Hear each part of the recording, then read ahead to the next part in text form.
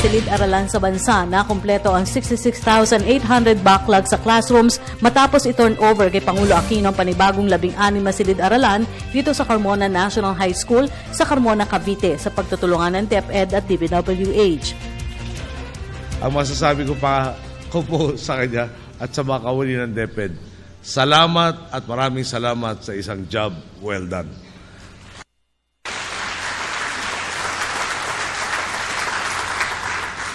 Talaga pong hanga-hanga ako sa inyong pagpapakitang gilas. Sunod-sunod na binura ng DepEd ang mga backlog na minana ng kanilang sektor.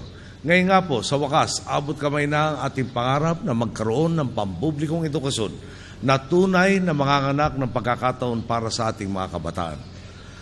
Pinangunahan ng Pangulo ang seremonya turnover ng classroom sa mga mag-aaral na grade 7, 8 at 9. Git ng Pangulo, patunay lamang ito ng pangako ng kasalukuyang administrasyon, hindi nakalista sa tubig o napapako. Mula sa 2010 target, nalampasan pa ito o sumobra pa ng 13,000 classrooms. Sa ngayon po, malinaw na sa nakakarami lalo na sa kabinete ang estilo ng ating pamamahala. Ang proseso po natin, tukuyin ang tunay na problema upang makarating sa tamang solusyon. Bumuo ng konsensus tungo sa konkretong mga hakbang na dapat isagawa. Maglatag ng target na pagbubuhusan ng pondo, husay at pagsisikap upang maabot. Alam po ng ating mga kalihim yan, hindi lista sa tubig ang ating mga target. Sineseryoso ko ito. Kapag dumating na ang tinakdang panahon, asahan mong hahanapin ko sa iyo ang ipinangako mo. Kailangan meron kang maipapakitang resulta sa ating mga boss. Sabi po ng aking ama, pag nagbitaw ka na salita, mahirap po madali, kailangan ito pa rin.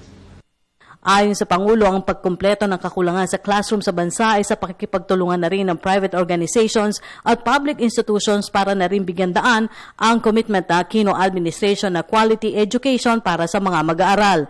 Ang classrooms mula sa one-story structure to multi-floor buildings ay itinayo gamit ang national at local government funds at donasyon.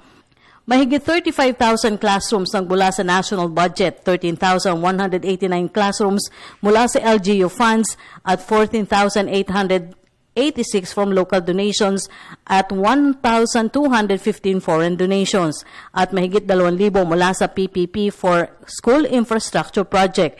Pero dagdag ng Pangulo, hindi dito matatapos ang commitment para sa quality education.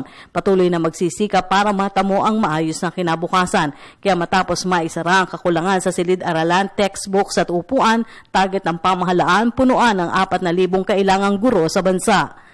Mula 2010 hanggang 2013 naman, nagdagdag tayo ng halos 103,000 posisyon para sa mga guro. Mapapansinin po nyo, posisyon. Sabi ko, bakit posisyon? May kulang para ho kasi na 4,000 ba? Dati nag-e-export tayo ng teacher, ngayon naghahanap tayo ng teacher, 4,000, mga specialized po to. Baka may kakilala kayo naghahanap ng trabaho, kulang pa ho tayo na 4,000. Samantala, sinabi ni DepEd Secretary Armin Luisro na magtatayo pa rin ang mga bagong silid-aralan bilang paghahanda na rin sa implementasyon ng senior high school na grades 11 at 12 sa 2016. Gate pa ni Luistro, matataguri ang Education President si Pangulo Aquino dahil sa kanyang pamunuang nabigyan daan ang matagal ng problema sa edukasyon.